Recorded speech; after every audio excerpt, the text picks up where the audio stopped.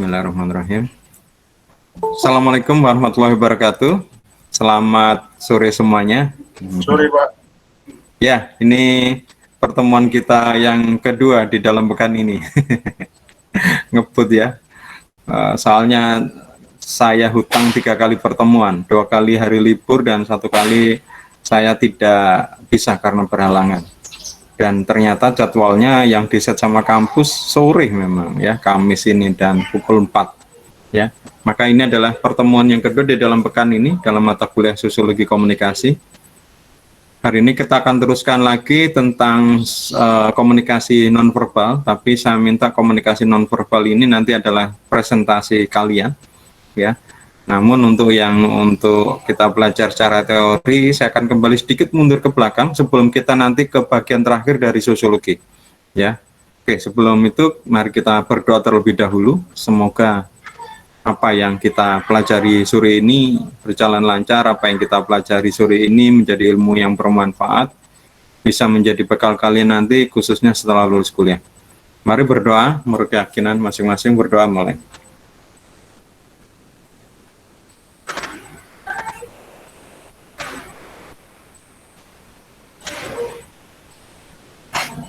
Selesai. Oke. Hari ini saya bagi kuliahnya, yaitu satu bagian adalah kalian presentasi tentang komunikasi nonverbal. Kemudian satunya lagi adalah kita kuliah, ya ini adalah tentang paradigma teori sosiologi modern. Ya. Namun mungkin sebelum kita mulai, mungkin ada yang mau ditanyakan terkait dengan pertemuan-pertemuan sebelumnya. Monggo, ada yang mau ditanyakan? Pak, saya mau nanya sedikit aja Pak. Iya, sebentar, Theo, tak besarin dulu volumenya. Kamu kurang dekat ke mic. Tes. Oke. Nah, kan kemarin itu nge-review tentang film kan ya Pak ya. Iya. Itu mimik wajah itu termasuk tentang itu kan Pak, apa namanya? Komunikasi nonverbal. Nonverbal kan Pak ya? Iya, Ekspresi betul wajah. sekali. Ya. Tapi kalau ekspresi wajah misalnya kayak orang kaget gitu, tapi kan dia nggak ngomong kaget, nah ada suaranya gitu, itu termasuk komunikasi nonverbal atau enggak Pak? Ya, komunikasi nonverbal, tapi kagetnya itu kan harusnya menyampaikan pesan. Nah, kalau cuma hanya kaget aja itu kan cuma hanya respon. Ya, berarti itu tidak ada pesan yang disampaikan. Dan siapa komunikannya kalau kaget? Oh, harus Ya. ada kayak 2 orang gitu Pak ya? Iya, harus ada yang disampaikan gitu loh. Ya. Tapi Kalau kaget sih menurut saya respon, itu bukan komunikasi. Oh, jadi kalau ada orang gitu ngejak ngomong terus kayak orang itu nggak tahu terus garuk-garuk kepala gitu Pak. Nah itu termasuk itu baru mungkin komunikasi kalau garuk-garuk kepala. Jadi aku ngomong sama kamu, saya lihat kamu kok kelihatan nggak paham dari wajahnya itu ya, apa kelihatan seperti kosong atau apa, terus kemudian garuk-garuk kepala. Berarti itu kamu nggak paham dengan apa yang saya ucapkan. Nah, ini harusnya saya tahu bahwa kamu itu tidak paham, ya gitu. Itu berarti komunikasi nonverbal.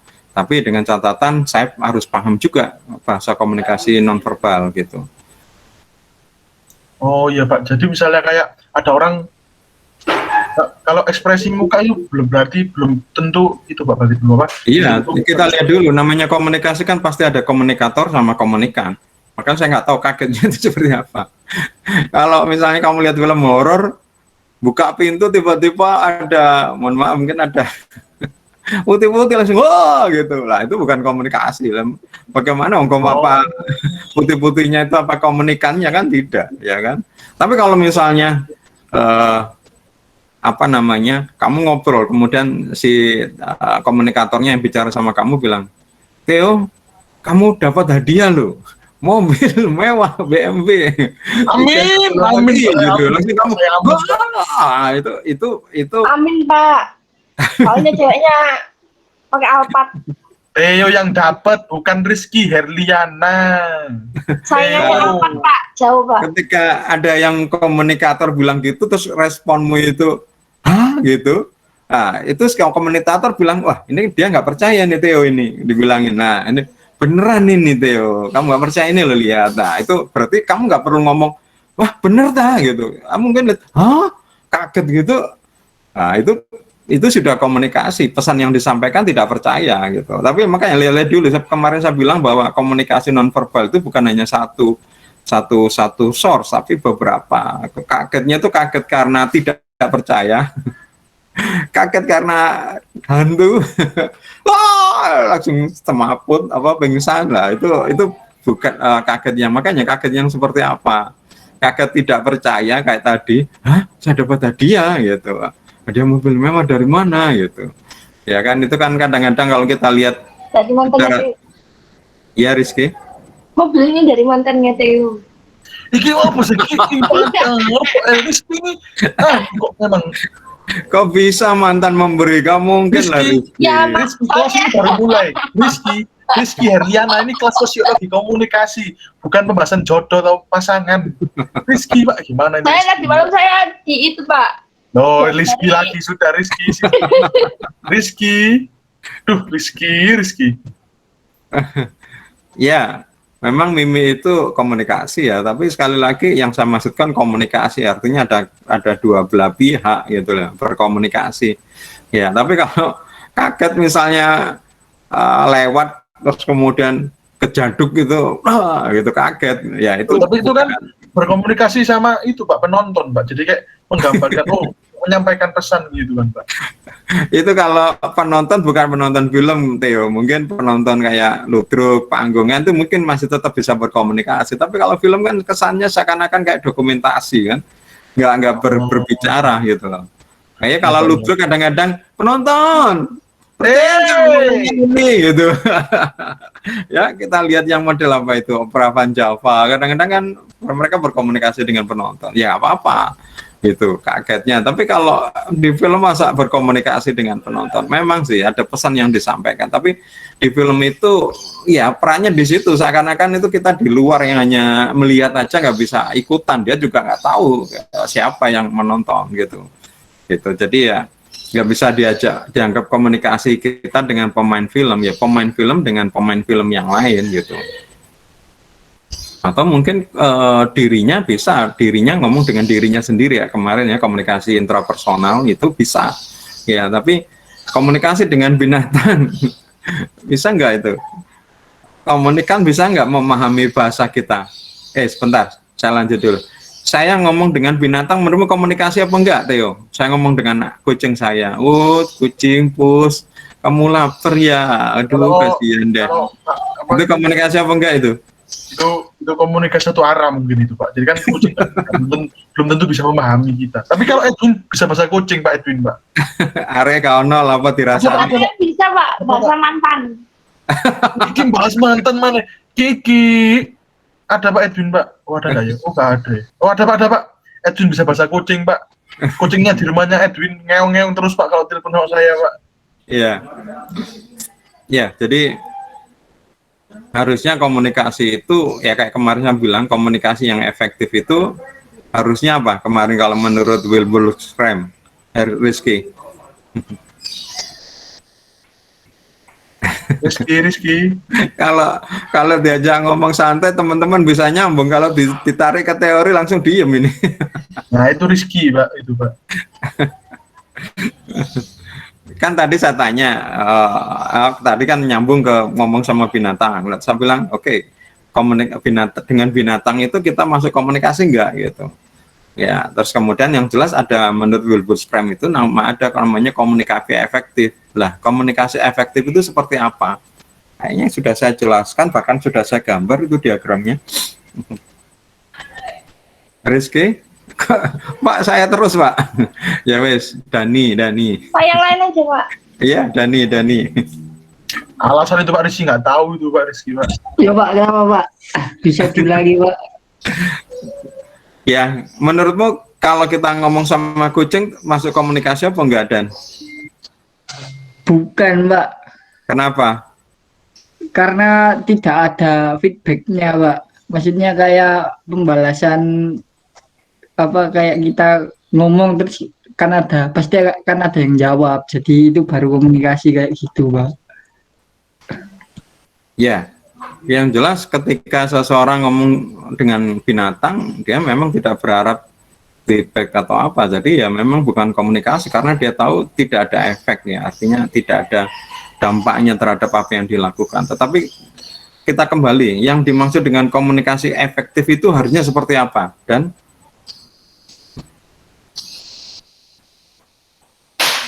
yang ada itunya Pak, kayak interaksinya Pak, kayak gitu ya, sih Pak. Menurut saya kayak gitu tuh, susah jelasin lah. Jadi kayak misalnya kita ngomong, kita ngajak bicara lawan bicara kita, terus lawan bicara kita menjawab itu. ya. Jadi kita kembali ke teorinya Wilbur Scrum kemarin, komunikasi itu baru bisa efektif kalau ada persamaan ya, irisan ya. Dan irisan itu adalah FR dan FE antara komunikator dan komunikan. Salah satu FR itu adalah bahasa. Ya, saya ngomong sama kucing, kucing paham nggak dengan bahasa saya?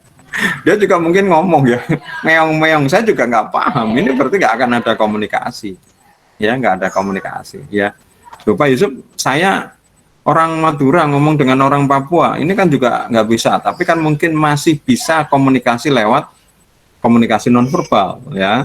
Misalnya dengan menggunakan gestur yang kemarin saya ajarkan, yaitu menggunakan tangan, ya, mimi atau gerakan-gerakan, ya tadi itu gestur, itu mungkin orang menjadi paham, ya.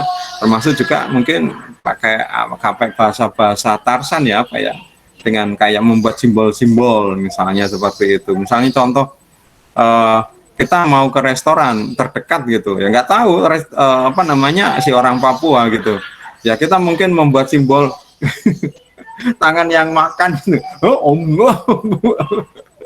itu kan gestur simbol ya, simbol lewat tangan. Gitu. Oh gitu, waduh gak bisa ngomong ya. Oh ya, restoran sana pakai bahasa Papua. Makan di restoran, makan gini loh, makan gini loh. Kan akhirnya mungkin paham gitu ya. Nah, itu mungkin ya, karena memang ini FR sama FE-nya nggak nyambung ya. Mungkin ada karena ketika kemudian pakai bahasa Tarsan mungkin nyambung sedikit gitu ya. Oke, mungkin ada lagi yang mau ditanyakan terkait materi-materi sebelumnya.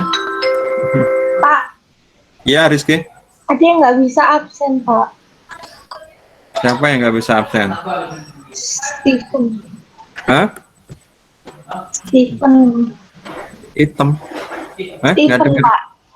Steven. Ya. Oh, yang nggak bisa absen nanti bisa japri ke saya ya. Oke, ada lagi yang mau ditanyakan?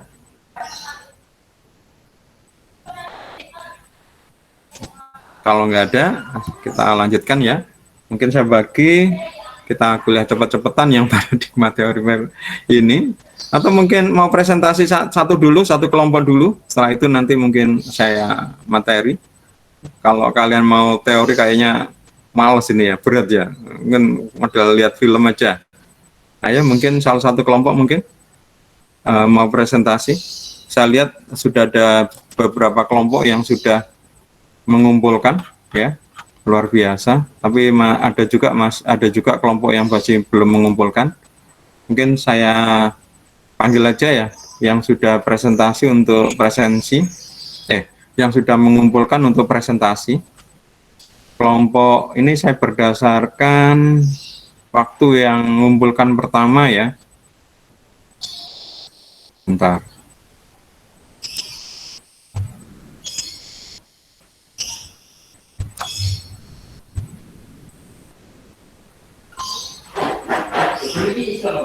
Ya, yang mengumpulkan pertama dulu.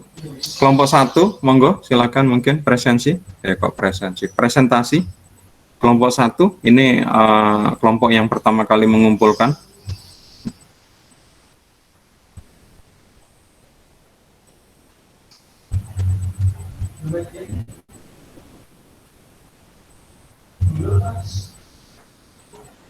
Ayo, kelompok 1. Kelompok 1 siapa aja ya? Kelompok 1 yang jelas saya lihat di sini, kelompok 1 ada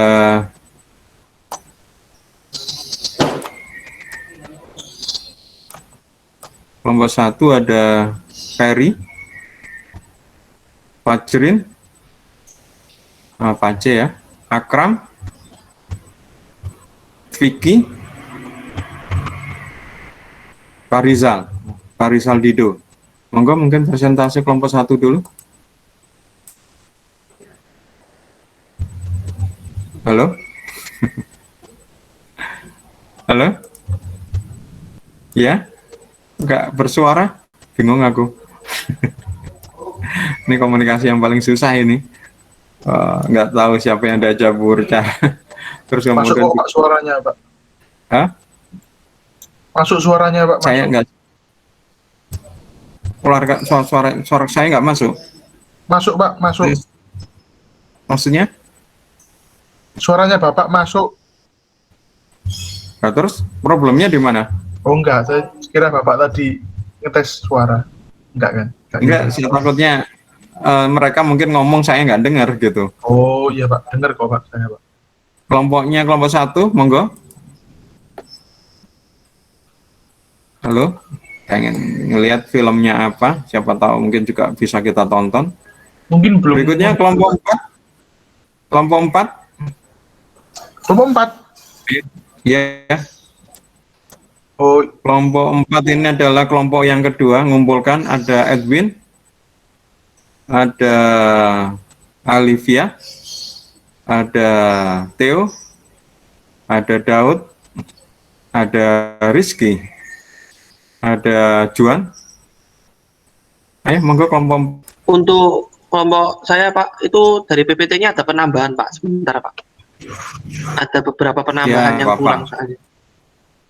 Ya, apa-apa, monggo silakan. jadi Cukup belum selesai lumayan gitu, Pak, PPT-nya, Pak. agak itu soalnya Pak, berbeda Pak dari yang dikumpulkan itu. Jadi Ya, nggak apa-apa. Saya kan menilai apa namanya, nilai presentasi yang sekarang. Ya, yang itu nanti saya lihat yang itu apa, yang PowerPoint, PDF-nya itu, maksudnya dokumennya, standarnya. Yang ini presentasi ini saya nilai presentasi. Jadi kalau kamu bilang yang presentasi yang terbaru adalah yang kamu presentasikan, berarti nanti nggak saya lihat yang filenya presentasimu. Siapa yang mau presentasi ini? Rizky, Theo, atau Edwin? Ini nonton film atau cuma Theo aja nonton? Duh, semuanya Pak, nonton Pak. Oh, semuanya ya Rizky. Ya, Ya. nonton semua coba di rumahnya Theo atau Dan kan nonton enggak. ini Pak, bisa Iya, Pak. Pak. Betul, Pak. Jadi, Pak, kita nanti aja dulu Pak, ini masih ada yang kurang Pak. nah Jangan itu loh, Pak. Edwin, Pak. Itu Pak, kelihatan Pak yang nggak kerja kemarin itu, Pak. Yes. Oke, berikutnya kalau gitu kita kuliah aja ya. Jadi tolong kelompok, oh ya, mungkin kelompok yang 2, mungkin sudah siap kalau kelompok 2. Ini nomor 3, kelompok nomor 3 yang telah mengumpulkan, yakni Kevin, Andreas, Dimas, Ainun Najib, Kemal. Monggo kalau mungkin mau presentasi kelompok ini.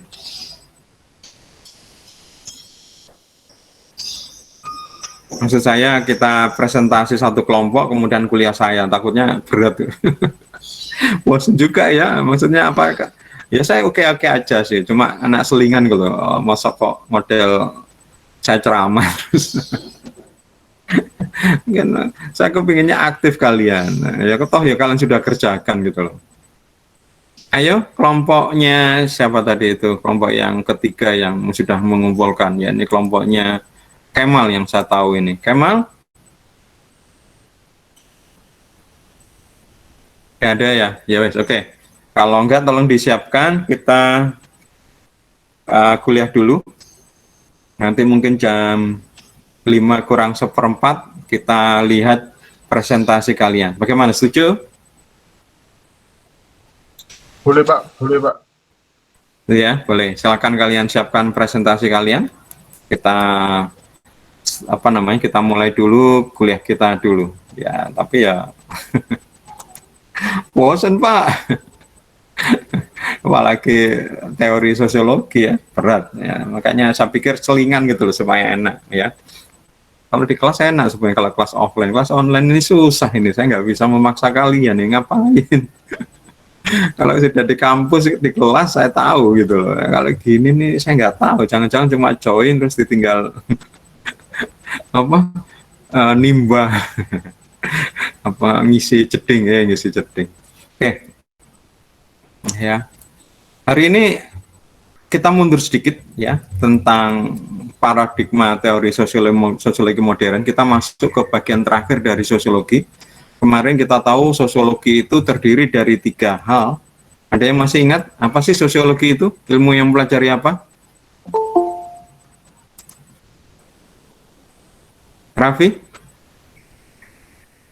Situasi sosial, Pak. Ya, apa saja yang dipelajari di sosiologi itu sebenarnya?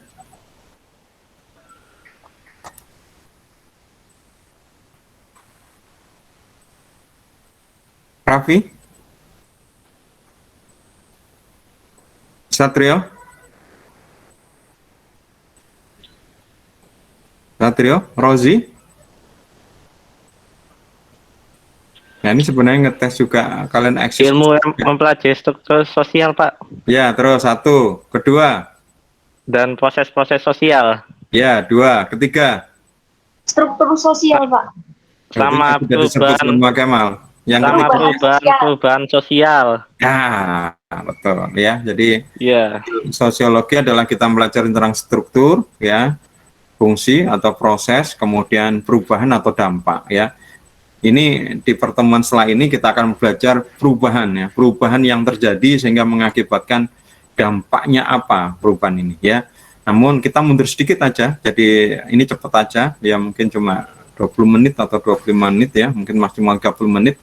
Setelah itu masuk ke presentasi kalian tentang komunikasi nonverbal, ya. Jadi setelah ini kita akan melihat perubahan-perubahan sosial atau dampak-dampak sosial. Kemarin kita sudah belajar tentang struktur, kemarin kita sudah belajar tentang fungsi dan prosesnya.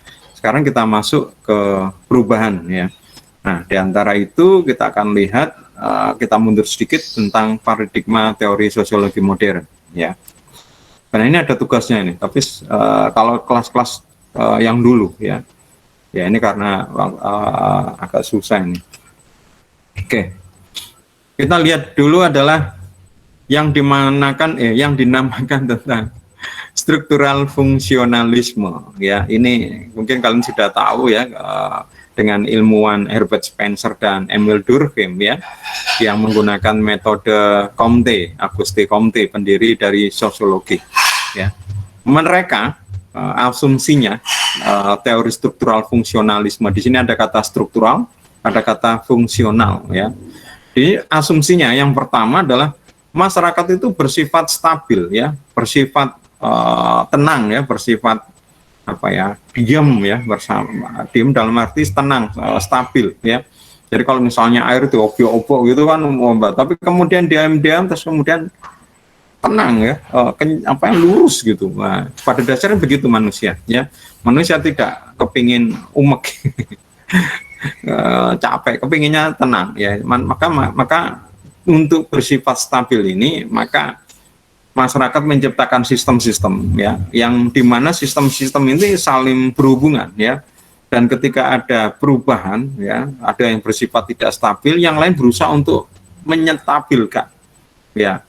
Ada banyak situasi yang tidak stabil, contoh misalnya perang, ya. Ya, Bapak Yusuf tertawa, ya, saya enggak, mungkin salah saya, persepsi saya. Ya, Pak, bahasa nonverbal saya harusnya nggak boleh tertawa, sedih.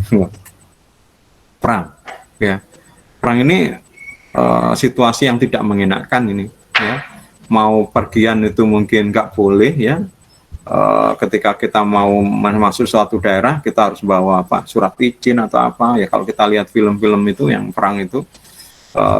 Bahkan yang sekarang dalam bukan situasi perang, ya, bukan situasi perang loh, ya, tapi situasi masih, ya, itu nggak stabil. Contoh yang saya lihat di film India, yaitu adalah di negara atau di negara bagian dari India. Jadi India ini ternyata terdiri dari negara-negara bagian. Salah satu negara bagian itu yang sekarang kisruh sampai sekarang, ya, karena ingin merdeka sendiri, ya, yaitu Kashmir, ya. Kashmir ini situasinya masih belum normal seperti yang lain. Jadi kalau saya mau ke daerah lain itu harus bawa kayak surat atau KTP atau apa, di jalan-jalan itu ada kayak apa istilahnya. Kalau di Surabaya mungkin istilahnya cegatan. Apa itu namanya? Pemeriksaan, ya. Ada portal diperiksa, ya. Terus ada wawancaranya. mau kemana kamu? Kamu orang sini atau tidak? Mana buktinya kamu sini? Nah, bisa ditolak itu, bahkan bisa ditangkap ya. Film apa yang kemarin saya lihat itu, film India yang terkait itu, yang betapa dia sendiri kerja, tapi kerjanya itu melewati suatu, dia kerjanya bukan ya kayak kita, saya di rumah saya di Sidoarjo, kerja di kampus saya di ya, kampus kita di Surabaya gitu kan, otomatis saya sudah ada cegatan portal di batas Surabaya ya. Itu kalau di sini ya, di Surabaya ini ya Cito itu ya, ditanya kenapa mau kemana ini, nah, kayak gitu. Ini sudah sebenarnya sudah tidak stabil ini ya. Kita nggak mau suasana seperti itu, pasti manusia tidak ada mau seperti itu, kepingin tenang damai gitu, tapi pasti ada ya. Ada lagi mungkin contoh di mana sekarang ada situasi nggak di mana tidak stabil.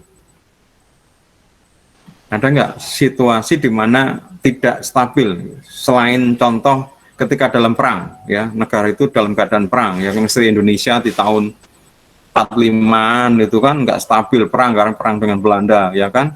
Nah, ada nggak situasi di kita di Indonesia yang ketika itu situasinya tidak normal, tidak stabil? Apa contohnya? Corona Pak, pandemi saat. Yes, betul sekali. Itu yang saya inginkan. Rizky tahu jawaban yang saya inginkan.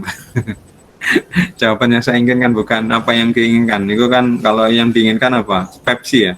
Pepsi. Sprite. Aku tahu yang kuinginkan. Ya betul. Ya kayak seperti ini. Ya capek kita ya kan. Normalnya kita kuliah di kampus bisa guyonan ya kan. Lupa Yusuf kita juga bisa guyonan. Guyonannya nggak kayak biasanya. Yang guyon cuma saya, Theo, Rizky, siapa?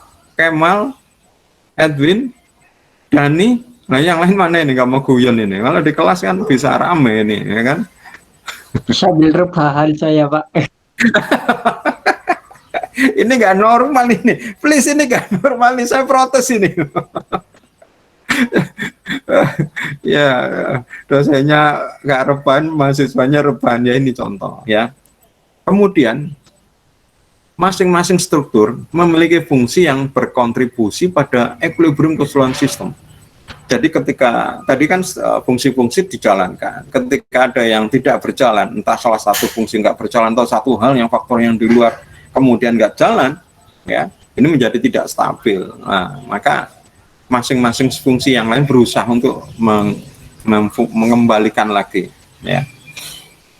Nah ini apa namanya yang dimaksud dengan struktur adalah a social institution that is relatively stable over time ya, sebuah institusi sosial yang relatif stabil selama-lamanya dalam waktu lama ya, dan berhubungan dengan kebutuhan masyarakat itu dalam menjalankan fungsinya. Ya ini apa fungsinya? Menjaga social order dan stability. Ya, jadi strukturnya apa? Contoh misalnya keluarga. Ya, keluarga itu adalah struktur yang paling kecil. Ada lagi struktur pendidikan ya, sering saya omongkan ya, struktur media massa, struktur ekonomi gitu ya. Ini kita lihat modelnya ya, kelihatan seperti ini ya, seakan-akan terdiri dari matriks 4 matriks ya, sumbu X dan sumbu Y ya. Semua di sini saling terkait ya. Di atas itu ada problem solving, yang di bawah adalah sistem maintenance ya, yang sini ya problem solving, ini sistem maintenance ya. Ini semuanya saling terkait ya. Di sini ada sistem must cope with situational exigencies, tapi di sini juga sistem must achieve goals ya. Jadi sistem juga harus mencapai tujuan, tapi ini juga harus melihat situasi. Nah, ini mengalami latensi ya, kelemahan, apa namanya, gangguan ya. Di sini juga ada integrasinya ya. Nah, maka di sini kita lihat ya bahwa tadi untuk menstabilkan atau struktur tadi itu memiliki fungsi ya, fungsi agama, struktur agama memiliki fungsi agama, struktur pendidikan memiliki fungsi pendidikan. Namun ternyata ya di luar mereka yang memiliki fungsi yang jelas ya, namanya fungsi manifest, juga memiliki fungsi yang tersembunyi, yang hidden, yang laten ya. Contoh misalnya, ini contoh ya, contoh saja ya, pendidikan, struktur pendidikan yang terlihat fungsinya adalah melatih ya, melatih generasi muda, melatih anak-anak ya, kemudian menambah skill ya, yang tidak bisa menggambar, yang tidak bisa membuat website bisa membuat website ya, menyiapkan generasi baru ya, karena generasi lama ini nanti juga punah. Guyon-guyon kok kakak Pak Yusuf kok ngomong punah kok tampil guyon, ya mohon maaf. Menyiapkan generasi pengganti generasi yang nanti akan hilang ya, ini jelas. Tapi yang tidak terlihat ya, dengan adanya pendidikan ini, anak-anak itu seperti kayak diberi kegiatan ya, diberi kegiatan sambil mereka dewasa ya.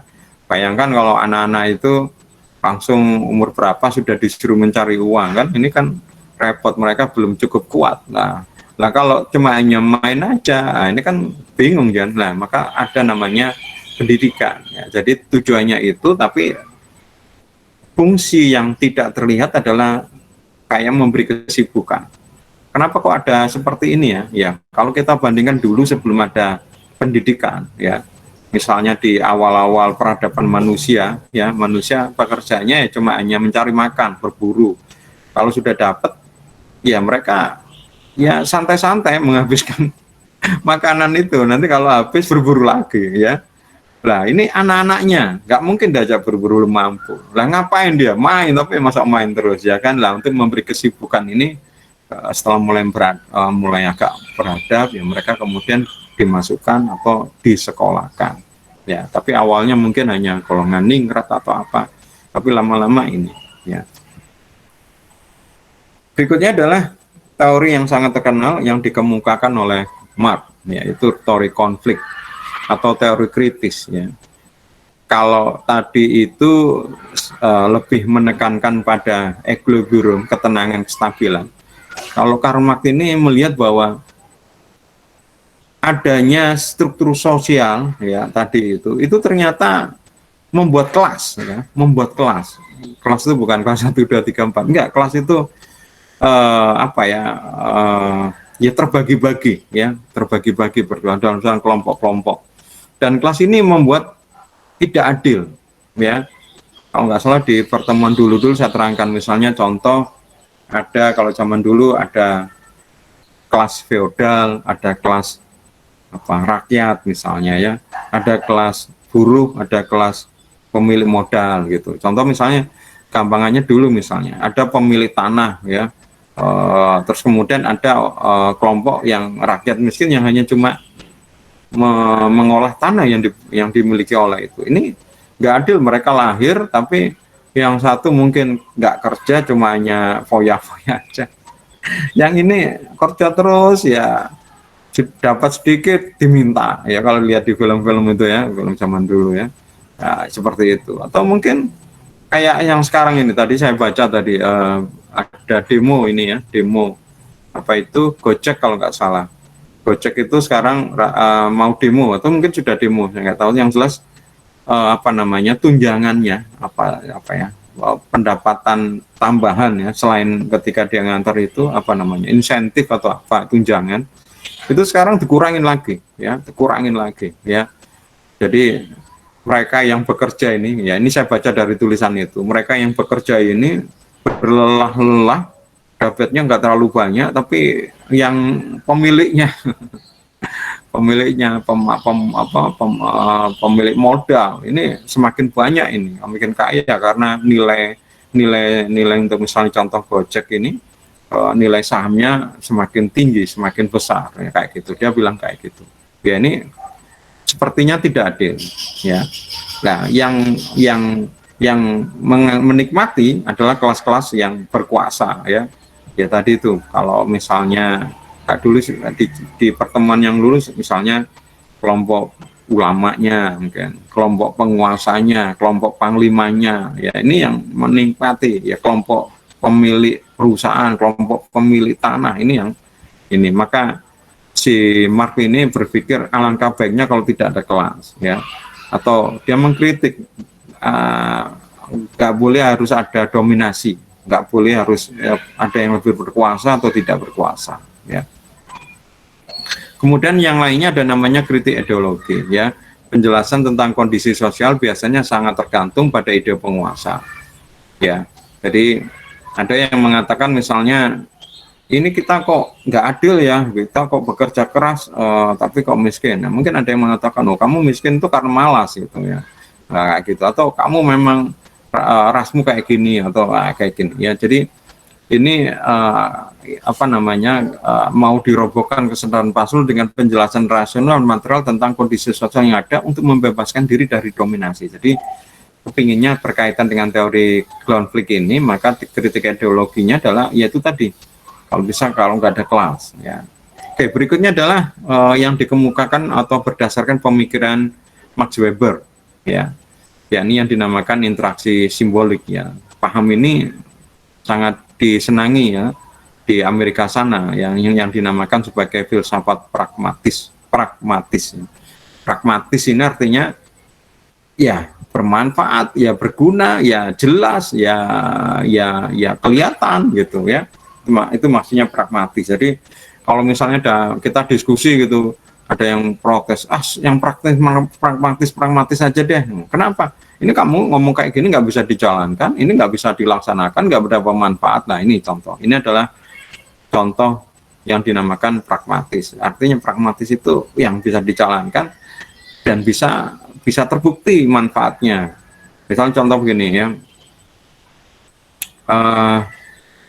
Kita misalnya kayak tadi ya, saya ngirim gambar ke kalian ya, video ya kalau nggak salah ya, video ya, tentang siswa SD yang kalau sekolah mungkin ke rumah dan otomatis ya kembali ke rumahnya, dari rumah ke sekolah, sekolah ke rumahnya, nggak ada jembatan, dia menggunakan kayak selurutan ya. Anak kelas berapa ya, kalau TK gitu gimana ya, itu anak mungkin dia kelas 2, kelas 3 tangannya masih kuat ya. Kalau yang nggak kuat takut jatuh itu harus seperti itu. Nah kita diskusi bagaimana ini, enaknya begini, enaknya kemudian ya udahlah, kita yang praktis saja, yang gimana cara memecahkan yang benar-benar bekerja dan benar-benar langsung bisa dirasakan, nggak usah kayak gitu deh gitu. Misalnya ya ini mungkin ya sementara ya pakai gantungan kayak gitu. Ya kayak gantungan itu bagus, itu sudah terjadi dan manfaat ya masyarakat situ. Mungkin ya tetap belum bisa memenuhi, belum ideal, karena misalnya seperti tadi anak-anak kecil ya, anak TK misalnya mau sekolah, atau ibu-ibu ini yang ibu hamil ya, gak sembayangkan, atau orang tua ini ya mungkin ya tetap gimana ya bentuknya ya, apa model jembatan gantung ya. Tapi jembatan gantung pasti butuh banyak biaya bla bla bla, ini juga mungkin repot atau apa ya gitu ya. Jadi maksudnya pragmatis ini yang benar-benar terbukti ya. There is no mind without language and language itself as a product of social interaction. Tidak ada yang there is no mind ya, tidak masuk akal, tidak ada yang tidak masuk akal yang tanpa bahasa, dan bahasa itu adalah produk dari interaksi sosial ya. Asumsi kita melakukan sesuatu basisnya adalah untuk manfaat ya, meaning, ada tujuan ya, misalnya contoh kita menanam pohon ya, tujuannya adalah ya mungkin memetik hasilnya misalnya menanam pohon mangga ya, kita berharap nanti memetik pohon mangganya. Atau ini di depan rumah ini kita luas, kalau nggak diberi pohon ini mungkin gersang, panas ya, kalau ada pohon itu rasanya dingin misalnya ya. Atau kemudian mencegah supaya tidak mencegah kena angin, misalnya depan rumah kita, di depannya itu misalnya lapangan gitu ya, tanah datar. Kalau kena angin itu langsung ke rumah kita. Kalau kita tanam pohon itu mungkin ditahan dulu sama pohon misalnya. Ini contoh ya, bahwa kadang-kadang kita melakukan sesuatu itu memang memiliki tujuan ya, dan masing-masing tujuan ini mengakibatkan beberapa aksi ya, baik aksi yang true, yang jelas, yang bisa dilakukan ya, seperti tadi itu pohon dan itu berguna, atau mungkin aksi itu dilakukan sebagai institusi ya, atau aksi itu bisa merupakan kepercayaan atau kegiatan-kegiatan sosial. Ini asumsinya. Ya, sekali lagi bahwa ketika kita melakukan sesuatu itu pasti ada tujuan, ya, termasuk misalnya misal kita apa namanya, misal ada budaya yang misalnya memberikan sesajen di pohon yang besar itu, ya itu mungkin kepercayaan dia, ya, belief, ya, norma atau etika menurut dia kayak gitu, ya, dia berharap mungkin, tapi benar nggak ada mendapatkan manfaat itu, ya. Nah, jadi semuanya ada asumsi yang dibangun, ya. Namun kadang-kadang manfaat tadi itu tidak inherent, ya. Kadang perlu dinegosiasikan tergantung interaksinya dari masing-masing di dalam sosial tadi. Ya, contohnya tadi misalnya pohon, ya. Pohon itu berusaha sebagai penghalang kita, ya. Tapi juga bisa membuat di bawah pohon itu jadinya nggak tandus, ya. Mungkin bisa menjadi lebih basah atau tanahnya jadi lunak, ya. Bayangkan kalau misalnya nggak ada pohon, misalnya di pegunungan, nah kalau ada hujan, ya airnya langsung jalan aja, bahkan mungkin akan menggerus tanah buat erosi gitu, ya. Ya, jadi itu akan meningkatkan kualitas dari pohon itu sendiri, ya. Manfaat itu juga bisa mengubah dan bisa diubah selama interaksinya, ya. Contoh misalnya kontraktor melihat tadi pohon tadi itu sebagai halangan, ya, dan kemudian akan mungkin dianggap mengganggu sama tetangga misalnya, mungkin sama tetangga mungkin sebagian dipotong, ya, atau mungkin dipindahkan. Ya, jadi manfaat ini nanti ya juga berubah tergantung interaksinya kita dengan orang lain, ya. Nah, ini kayak kemarin di pertemuan kedua kalau nggak salah, ya, tentang makrososiologi dan mikrososiologi, ya. Kalau kita lihat level of analisisnya di dalam perspektif struktur fungsionalisme yang tadi yang pertama, makrososiologi fokusnya analisisnya dalam berasumsi bahwa masyarakat sosial itu adalah tergabung, ya, gabungan dari macam-macam fungsi, dan masing-masing fungsi tadi itu, struktur tadi itu memiliki kontribusi masing-masing yang terpisah secara makrososiologi. Tadi bentuknya adalah makrososiologi, besar berpengaruh terhadap kecil. Kemudian di dalam perspektifnya Marx, yaitu konflik teori, ya, level analisisnya adalah sama, ya, makrososiologi dari besar pengaruh terhadap kecil, ya, melihat bahwa konflik-konflik ini terjadi karena ya tadi itu, ya, struktur-struktur yang sudah terbangun di masyarakat dan itu berbeda-beda, dan ada yang kelas atau struktur itu didominasi oleh kelas tertentu, kelas penguasa istilahnya. Nah, kemudian yang terakhir adalah interaksionisme atau interaksionis simbolis, ya. Kajiannya adalah level analisnya adalah mikrososiologi, ya, yaitu yang dari kecil berpengaruh terhadap yang besar, ya. Ya tadi seperti yang contoh misalnya pohon tadi, ya. Di sini melihat interaksi dan meaning, ya, dari masing-masing sentral tadi, dan berasumsi bahwa meaning ini memang kelihatan seperti tidak inherent, tidak berkaitan, tetapi itu sangat penting karena dibuat dalam hubungan interaksi. Oke, mungkin kuliah untuk paradigma teori sosiologi modernnya seperti saya bilang tadi, mungkin saya akan menjelaskan sedikit, ya, tentang kembali lagi ke sosiologi, ya, sekitar 15 berapa tadi saya bilang, pokoknya sampai jam 5 kurang seperempat. Maka sekarang kita kembali ke ke presentasi kalian tentang komunikasi nonverbal yang terjadi di dalam masyarakat dari film, ya. Sebenarnya film ini memang enak, ya. Kalau di kelas offline itu sering kita pernah salah satu itu, ya, hanya lihat film, ya, masuk di kelas multimedia yang di perpustakaan tuh lantai berapa itu, lantai 8, ya. Jadi turun, ya, kalau nggak salah ada kelas multimedia, kita kuliahnya di situ, ya, karena memang daripada kita cerita kayak gini memang agak susah, ya. Maksudnya paling enak kalau melihat misalnya contoh komunikasi nonverbal ya, saya ceritakan paling enak langsung melihat ya, seperti yang kemarin contoh lihat film, misalnya film The Negotiator, itu bisa melihat itu kalian langsung dari situ pertanyaan, oh orang bohong tuh seperti ini ya, dia bilang tidak gitu, padahal dia iya saja. Kamu tahu nggak yang membunuh ini? Tidak gitu, padahal dia tahu gitu dari bahasa nonverbal. Nah, ini dijelaskan di dalam film itu, oh, kamu memang bohong, kau tahu bohong, ini begini gitu. Itu persis dengan apa yang saya pelajari di komunikasi nonverbal ya. Di film itu persis ya gitu. Jadi seluruh dunia sama sebenarnya. Oke, mungkin kita kelompok berapa tadi? Kelompok berapa Rizky tadi? Atau Rizky yang mau mau menentukan? Kelompok saya aja kan. Iya Pak, Ya. kelompok kita aja Pak. Ya, kelompoknya Rizky berarti kelompok 2 ya. Enggak Pak, kelompok 4. Oh, kelompok 4. Oh ya, maksud saya kelompok nomor 2 yang mengumpulkan ya kelompok pertama kedua. Ya, sorry. Kelompok yang pertama mengumpulkan itu kelompok 1 yang sudah dikumpulkan kemarin malah. Kelompok 2 hari ini ya. Oke, monggo.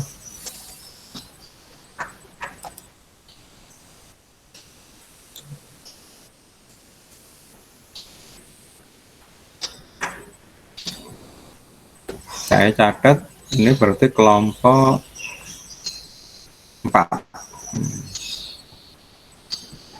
Sudah kelihatan?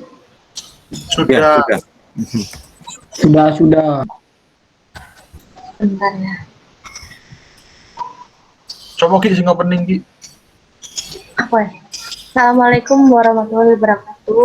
Waalaikumsalam warahmatullahi wabarakatuh. Perkenalkan kami dari kelompok 4 Sosiologi Komunikasi. Yang pertama ada Theophilus dengan NIM 9, ada Edwin NIM 2, Daud NIM 10, Olivia NIM 5, Rizky Harliana NIM 28, Juan Fernando NIM 35. Kami akan membahas film Alangkah Lucunya Negeri Ini dari segi komunikasi nonverbal.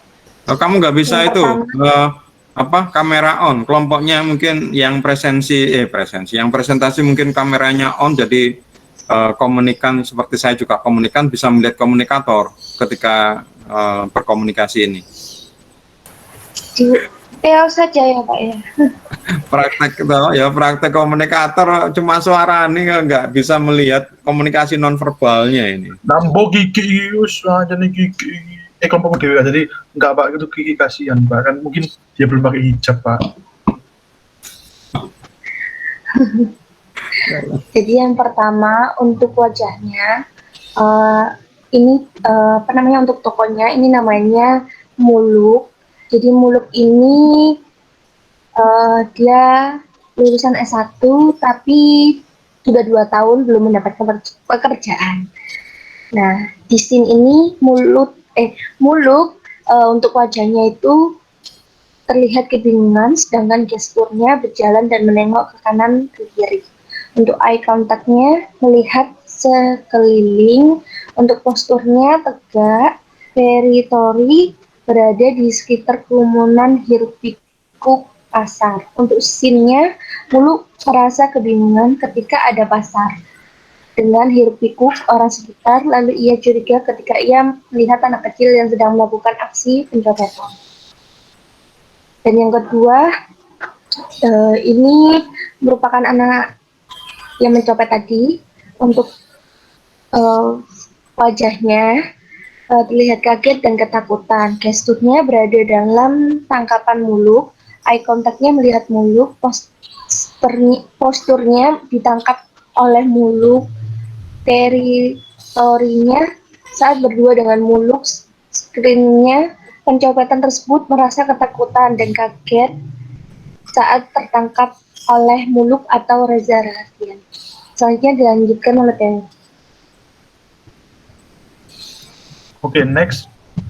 Nah ini bisnya ini mencoba percaya diri dalam menutupi aksi pencopetannya. Jadi di sini ini yang baju oranye itu yang tadi kepala pencopet, jadi itu dia menggerakkan ototnya gitu, kayak peregangan otot. Nah kayak mencoba untuk percaya diri dan tidak menutupi apa, mencoba percaya diri dan biar enggak itu Pak, biar enggak kelihatan gitu loh, kayak kamuflase. Nah itu Pak. Jadi terus gesturnya berjalan ke arah lawan, jadi ke arah pencopet itu tadi. Terus eye contactnya melihat ke depan, terus posturnya menegak punggung gini, terus teritorinya berada di sekeliling kerumunan di pasar gitu. Scene-nya ketika pencopet berjalan, nah ini tadi saya jelaskan, dia tuh berjalan gitu, mau ke kerumunan gitu, kan ada kayak timnya gitu, sudah tinggal ambil gitu Pak. Next. Nah, ini face-nya mukanya face-nya itu bertatapan dan menyuruh diam. Nah, dikarenakan gesturnya di bawah posisi beribadah. Jadi ketika mereka ada di sini nih, itu ada 3 orang, yang 2 ini lagi kayak berbicara, berbincang-bincang gitu. Terus ketika orang yang depan merasa keganggu, terus akhirnya orang yang di depan itu kayak memberikan tanda gitu. Jadi orang berdua akhirnya memberikan tanda kayak shh, gitu, harus diem gitu. Nah, posturnya duduk, teritorinya di tempat berdua di tempat ibadah. Nah, seperti itu. Next. Selanjutnya siapa? Aku ya. Oke, boleh dilanjut oleh Juan. Iya ya. Nah, pada scene kali ini nih Haji Sarbini memainkan jari-jarinya seolah merasa canggung di antara pembicaraan kedua temannya. Jadi Haji Sarbini yang pakai baju koko warna kuning sedang terdiam ketika 2 orang temannya ini sedang berbicara. Teritorinya bertiga di antara 2 orang yang sedang berbicara. Posturnya sedang berdiri, eye kontaknya melihat ke bawah dan mencuri-curi pandangan. Gesturnya memainkan jari, dan face-nya tidak setuju dengan dan canggung dengan pembicaraan orang sekitar. Next. Nah, pada scene ini Muluk tersedak saat mendengar tukang koran mengatakan yang penting punya penghasilan tetap, menandakan ia kaget dengan salah satu syarat yang tukang koran bicarakan. Teritorinya berada duduk dengan penjual koran, posturnya berdua duduk dengan penjual koran, kontaknya duduk sambil mendengarkan, gesturnya mendengarkan, face-nya kaget dan tersedak saat mendengarkan salah satu persyaratan yang dibacakan tukang koran tersebut, bertolak belakang dengan dirinya. Next. Ya. Aku ya. Ya.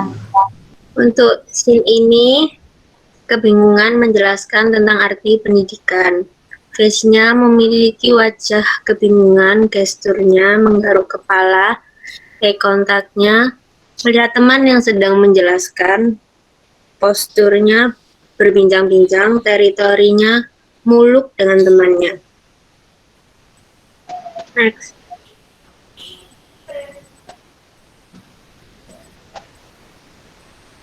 Next, Ki. Ya udah tak neng. Iya. Ngemot. Scene ini Pak Makbul kebingungan. Face-nya muka kebingungan. Gesturnya terdiam, eye kontaknya pandangan kosong. Posturnya duduk kebingungan. Teritorinya dengan beberapa orang di depannya.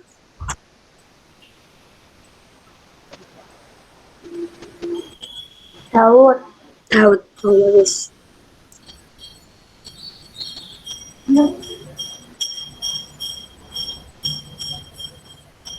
Edwin. Iya, oke. Bentar, maaf ya Pak kalau rame Pak. Iya, untuk di scene kali ini itu terlihat itu 3 orang itu mukanya sedih melihat mengintip dari jendela dengan ekspresi mata yang turun itu menandakan sedih, postur tubuhnya itu berdiri dan teritorinya Muluk bersama teman-temannya.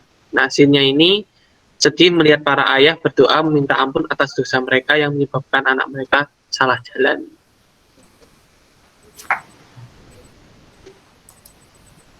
Nah, kalau ini scene-nya lagi face-nya emosi dengan gesturnya terdiam, eye contact-nya juga emosi karena alisnya meruncing ke bawah dengan postur berdiri, teritorinya sendirian dengan diri sendiri maksudnya. scene-nya emosi karena anaknya mengecewakan. Dan ini yang terakhir, ada Muluk. Untuk rautan wajahnya sedikit kecewa dengan dirinya sendiri, gesturnya terdiam, lalu untuk eye kontaknya pandangannya kosong, posturnya melamun, teritori dengan dirinya sendiri, skinnya Muluk merasa gelisah dengan dirinya sendiri yang mengecewakan orang tuanya. Mengecewakan orang tuanya karena dia itu tadi apa namanya, lulus S1 tapi nggak kerja selama 2 tahun. Lu. Beneran dah itu? Beneran, Pak. Film Pak, yang itu film Pak, bukan beneran. Film Pak. Mungkin itu saja dari kelompok kami, kurang lebihnya mohon maaf. Wassalamualaikum warahmatullahi wabarakatuh. Di pertanyaan nggak? Waalaikumsalam warahmatullahi. Maaf ya Pak Theo Cerewet. Wah, Edwin. Ya, Pak, saya belum absen, Pak. ya, kamu wapri aja. Nah. Oke, kelompok lain mungkin ada yang mau menanyakan kepada kelompok berapa ini? Kelompok 4 ini, mungkin ada yang mau ditanyakan, mau komentar atau mau apa? Menyanggah, mau apa? Entah mungkin karyanya atau mungkin analisanya atau mungkin apa? Monggo. Kelompok yang lain? Nggak ada. Itu kalau saya mungkin sebelum kalian menjelaskan itu mungkin jelaskan sedikit film itu apa ya. Jadi misalnya tadi itu sutradaranya siapa, apa, sinopsis ceritanya apa gitu. Jadi Jelaskan, Bang.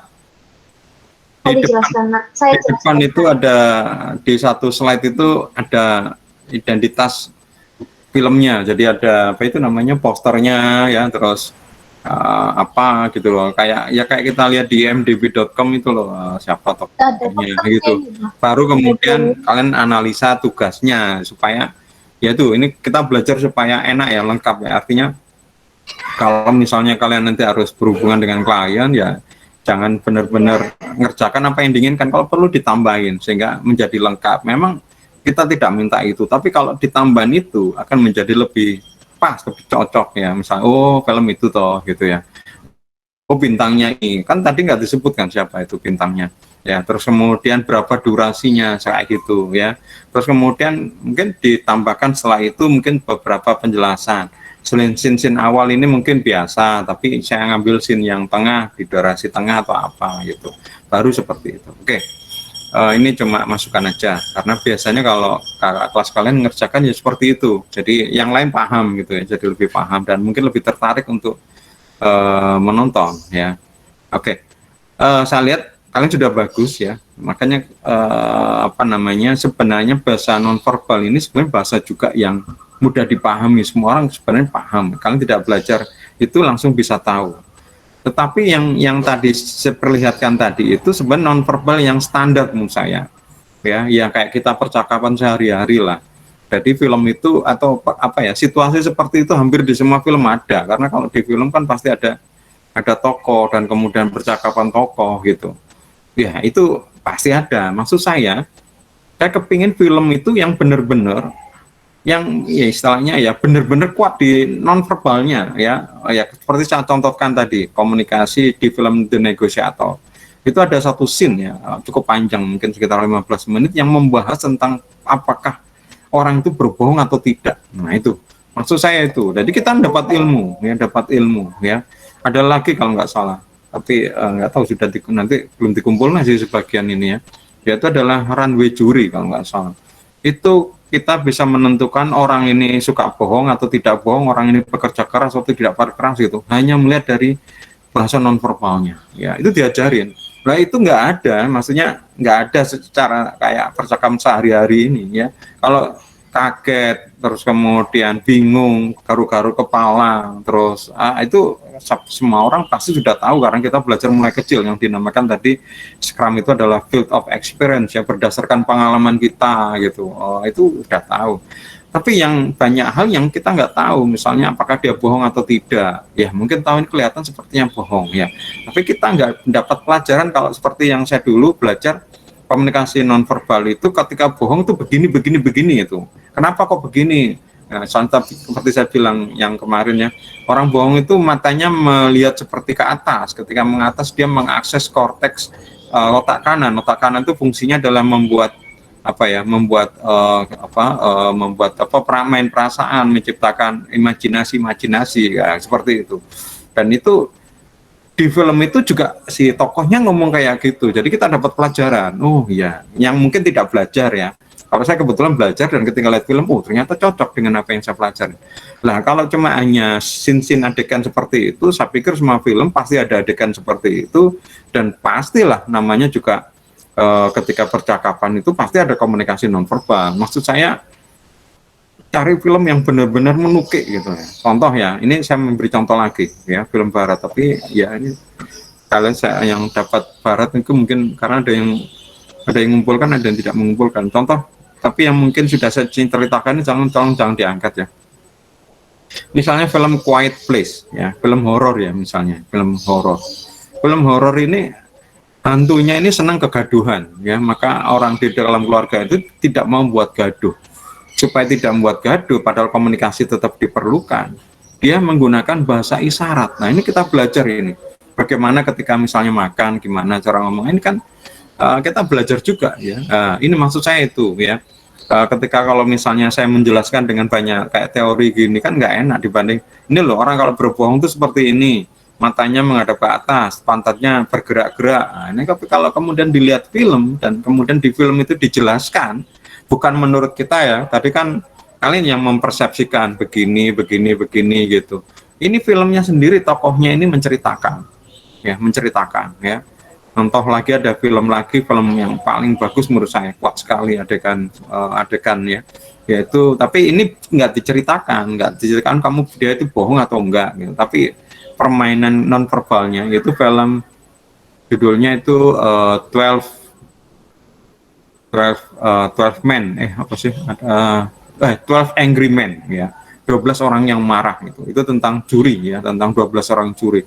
Itu komunikasinya itu sangat-sangat kuat, tapi saya nggak mau yang film itu ya, karena di situ tidak menceritakan bagaimana komunikasi nonverbal. Cuma di situ kita melihat mereka tidak hanya berkomunikasi dengan verbal tapi nonverbal.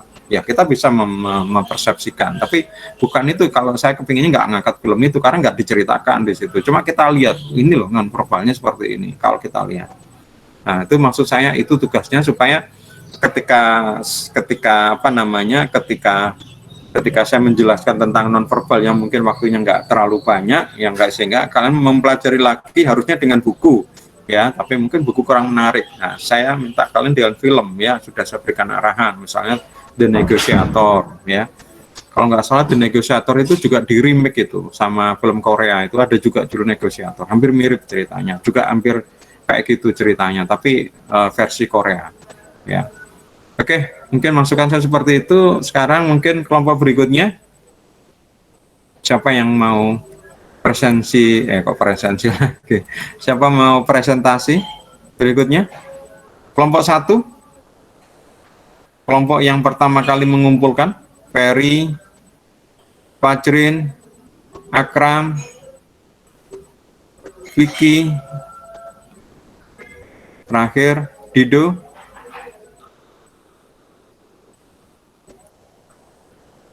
Di mana? Kelompok 1. Kalau kelompoknya Vicky itu tentang apa? Kenapa? Kalau kelompoknya Vicky itu tentang apa filmnya? Kelompoknya Vicky, ini belum saya lihat ini filmnya apa. Kalau saya cuma melihat bahwa dia itu sudah mengumpulkan maksimal ini. Kalau mau melihat, saya harus ngeklik lagi, gitu. Kelompok yang berikutnya mungkin kelompok 2, Kevin, Andreas, Dimas, Ainun Najib, Kemal. Nah ini Kemal ada nih. Kemal mungkin mau presentasi tentang komunikasi nonverbal. Karena sebelum saya klik sih, dia film apa, karena kalau kayaknya model ini yang dipakai oleh Dinamika ini, kalau saya harus memeriksa soalnya harus mendownload, beda dengan Google Meet, langsung bisa saya lihat di browser ya. Jadi kalian yang mengumpulkan itu yang dalam bentuk PDF itu langsung bisa saya lihat. Kalau ini saya download satu-satu, agak kurang praktis. Kelompoknya Kemal mau presentasi? Iya Pak, bentar Pak, lagi nyek filenya dulu Pak. Iya. Mungkin satu kelompok ya, waktunya mau maghrib soalnya.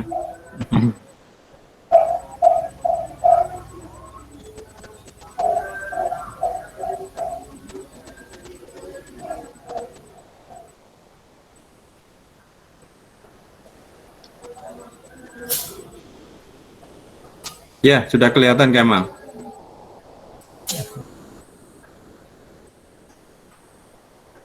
Ya, Assalamualaikum teman-teman. Waalaikumsalam teman-teman. Kami dari kelompok 2 akan presentasi tugas kami. Nah, kami Oh, kameranya nggak on Kemal. Oh, harus on tak Pak? Entah. Nah, komunikator nggak bisa terlihat deh sama komunikan. Oh iya, invisible Pak.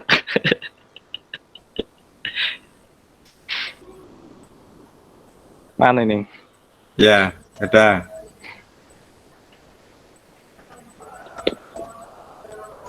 Ya, ini kami ke bagian film dari Korea. Sip. Nah, ini bagus ini. Ada deskripsinya. Ya, judul yang kami ini judulnya The Beauty Inside. Sinopsisnya itu bercerita tentang Yoo So Hong. Oh, Yiso ya panggilannya, sang karyawan muda dari Mama Studio Furniture, yang dimana saat ia bekerja untuk pertama kalinya, ia bertemu dengan sang lelaki yang berprofesi sebagai desainer furniture yang mengalami perubahan fisik setiap hari ketika dia terbangun dari tidurnya. Perubahan laki-laki tersebut meliputi wajah, jenis kelamin, usia, bahkan kewarganegaraan, tetapi hatinya, jiwanya, perasaan, dan memori yang dimilikinya tetap sama.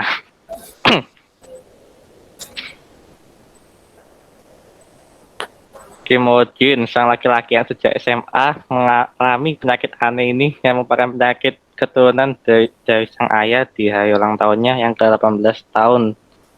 Ketika dia mengenakan pakaian sekolah dan bercermin untuk pertama kalinya, dia melihat wajahnya berubah secara drastis menjadi seorang paman.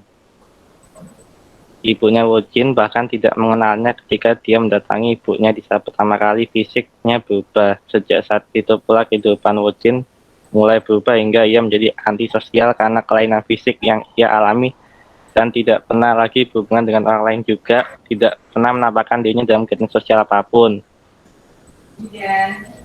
Selain ibunya, hanya ada satu orang yang tahu tentang penyakitnya, yaitu sahabat baiknya, sang baik, yang diperankan oleh aktor Lee Dong Hui. Tepat di hari yang baik bagi Kim Ho Jin, dia bertemu Hong Yiso di sebuah mebel Mama Studio Furniture, di mana tempat Yiso bekerja sebagai karyawan mebel tersebut. Setiap hari ia berkunjung secara diam-diam dengan wajah yang berbeda demi bertemu perempuan pujaan hati.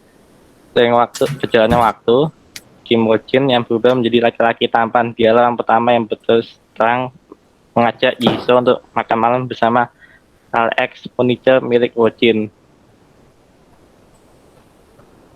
Ini selanjutnya ada yang bisa bantu menjelaskan? Mas Ainun atau Mas Kevin?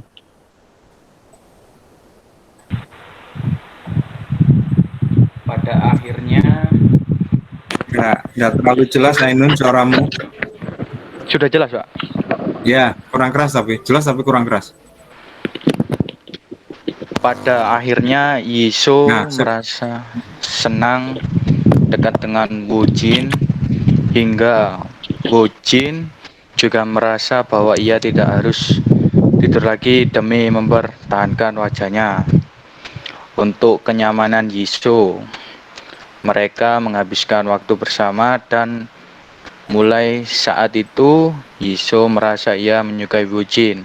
Meski awalnya menerima Ho Jin apa adanya, lambat laun Yiso pun mengetahui keanehan yang terjadi pada laki-laki tersebut dan merasa berat jika hubungan mereka terus berlanjut karena sudah pasti banyak orang lain, terutama keluarga yang tidak mengerti dengan perubahan yang terjadi pada Wu Jin setiap hari.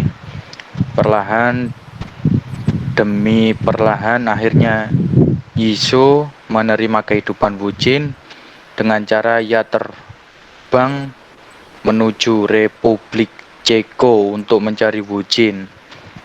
Yisoo memperjelas hubungan mereka dan mengajak Wu Jin dalam kurung Yu Yun Xiu untuk menikah. Cinta Hung Yi Su selalu ada untuk Kim Woo Jin dan begitu juga sebaliknya. Yisoo menyatakan bahwa bagaimanapun fisik dan keadaan Woo Jin, Yisoo tetap menyayangi Woo Jin. Selanjutnya bisa dilanjut Mas Kevin.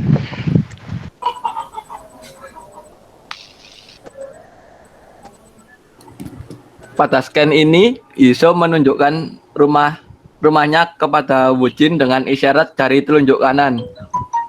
Hal ini bertujuan agar pandangan Wu Jin tertuju ke arah tunjukan Yisoo dan jelas mengetahui rumah yang Yisoo tinggali bersama keluarganya. Terus adegan kedua, pada gambar yang terlihat Yisoo tersenyum lebar dan lepas menunjukkan hatinya dalam keadaan baik setelah bertemu laki-laki yang bersikap baik yang mengajaknya malam sepulang kerja. Scan ketiga, pada scan ini menceritakan Yisoo bertemu Wu Jin, versi perempuan yang menampilkan ekspresi yang tak disangka-sangka, seperti bingung dan kecewa. Terlihat dari wajahnya yang sungguh campur aduk. Tampilan gambar di atas menunjukkan seorang perempuan tercengang sambil matanya menatap tajam ke arah lawan bicaranya. Iya, itu aja Pak. Sekian dari kami. Ya, bagus. Mungkin kelompok lain mau bertanya, mungkin mau menyanggah atau memberikan masukan atau apa? Monggo silakan kelompok yang lain. Pak, berarti itu gesturnya cuma dilihat dari mukanya aja. Gestur. Kenapa Rizky? Tadi kan saya lihat yang di SSN-nya itu loh. Screenshotnya, Cuman gestur muka aja. Iya. Tangan itu enggak terus. Ya, yang lain nggak dianalisa ya. Iya, maksud saya itu. Kenapa Kemal? Itu pertanyaan dari Rizky. Kenapa kamu menganalisa cuma komunikasi nonverbal, hanya cuma menganalisa mimiknya aja, wajahnya? Kenapa? Tapi tadi juga Kemal menganalisa tangannya tadi itu, memberikan petunjuk dengan tangan. Itu kan juga gestur ya. Maksudnya mungkin kayak Rizky itu lengkap ya, sampai ada tadi itu proximity-nya, jaraknya, dan macam-macam kayak gitu. Kenapa Kemal? Nggak mungkin bisa ditanggapi pertanyaan dari Rizky?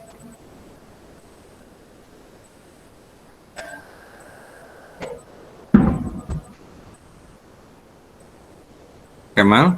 Kelompoknya Kemal? Mau menanggapi pertanyaan Rizky? Karena itu Pak, lebih fokus ke ekspresi dari mimik wajahnya. Fokus ke ekspresi, kan komunikasi nonverbal kan nggak hanya mimik, nggak hanya wajah, juga semuanya.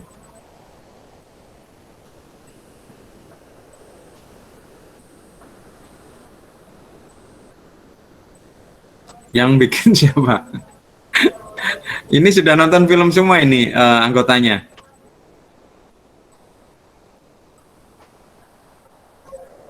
Kok diam? Udah Pak. Semua nonton? Atau cuma Kemal aja yang nonton? Ya semua nonton kok Pak. Oh, nontonnya di mana? Di rumahmu atau nonton sendiri-sendiri di rumahnya masing-masing? Di laptopnya masing-masing Pak. Oh, ya. Oke. Kalau pertanyaan saya sama dengan Rizky tadi ya, cuma punyamu tadi ada tambahan tadi yang saya inginkan. Jadi ada profil filmnya. Cuma tadi kurang lengkap ya. Misalnya identitas bintang filmnya ya, maksudnya sutradaranya siapa, durasinya berapa, sinopsisnya sudah ada. Nah, cuma memang ya kalau saya komentarnya saya sama dengan untuk yang kelompoknya Rizky tadi itu, maksud saya itu cari film yang benar-benar itu ya memang gak mulai awal sampai akhir. Kalau awal sampai akhir itu mungkin bukan film tapi mungkin dokumenter ya, atau mungkin khusus ya, kayak bukan, tapi di dalam satu scene itu ada yang benar-benar terkait dengan nonverbal. Kalau yang tadi itu ya saya pikir hampir sama punyanya Rizky ya, di dalam film itu pasti ya ada tokoh ya, dan tokoh itu pasti juga berkomunikasi dengan yang lain. Ketika berkomunikasi dengan lain seperti yang sudah saya sampaikan, pasti ada komunikasi verbal, ada komunikasi nonverbal gitu. Dan kalian menganalisa sendiri, maksudnya ya tadi itu, oh ini seperti ini. Enggak, maksud saya cari film ya yang memang film itu memang kuat banget ya, memang lebih gampang. Misalnya contoh film The Quiet Place itu. The Quiet Place itu hampir seluruh adegannya itu tidak menggunakan bahasa verbal, komunikasi nonverbal. Itu contoh. Kemudian film The Negotiator itu malah menjelaskan bagaimana seseorang yang bohong itu seperti apa, dijelaskan ya, dipraktek langsung, dilihatkan di kamera ya. Terus kemudian yang tadi itu The Runway Jury itu diperlihatkan. Ini loh orang yang suka bohong, orang ini yang bekerja keras, ini orang apa dari tubuhnya ya, dari mimiknya, dari semua gerakan tangan, sampai ini loh orang kan kadang-kadang memainkan cincinnya gitu ya, atau memain gini-gini gitu. Ini terus terang juga saya harus banyak belajar lagi. Kalau yang sudah ahli sampai gini itu apa, itu sudah memiliki arti semua ya.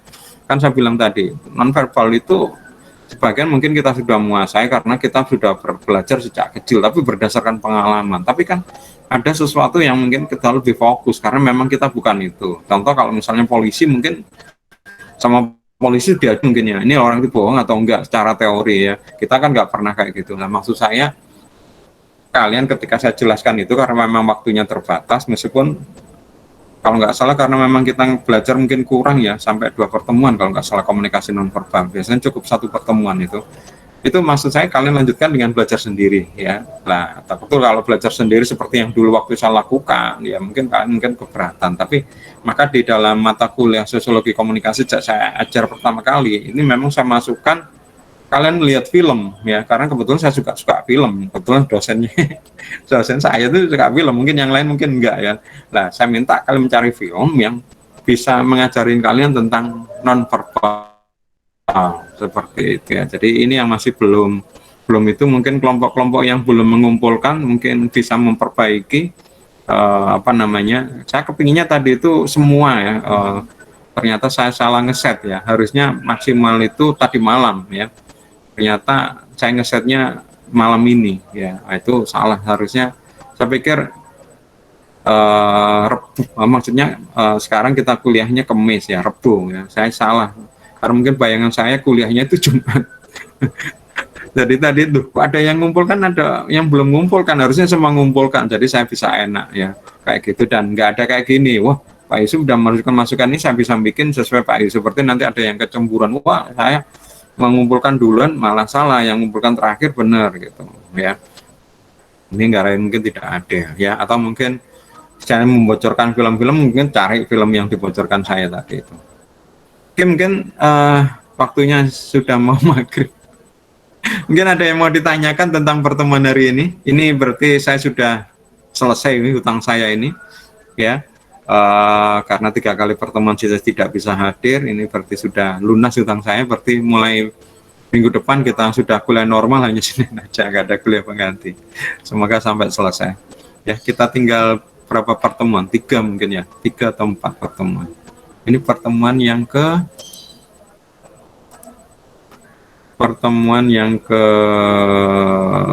berapa ini? Lupa ini. Ya, pertemuan yang ke-10 ya teman-teman. Pertemuan ke-11, berarti kurang 3 pertemuan. Oke, karena sudah maghrib kita akhirin ya. Saya mohon maaf kalau mungkin ada kata-kata yang tidak berkenan. Selamat petang. Assalamualaikum warahmatullahi wabarakatuh. Waalaikumsalam. Warahmatullahi wabarakatuh. Terima kasih.